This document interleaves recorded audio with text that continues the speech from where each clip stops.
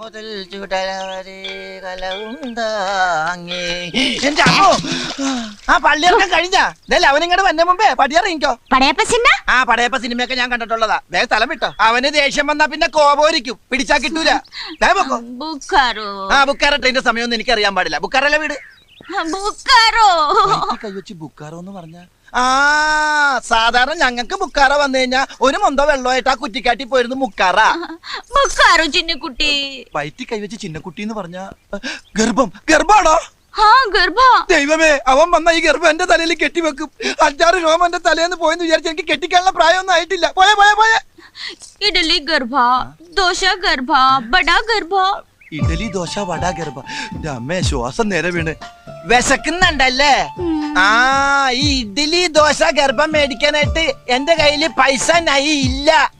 ഇന്നലെ അടിച്ചില്ലേ അവൻ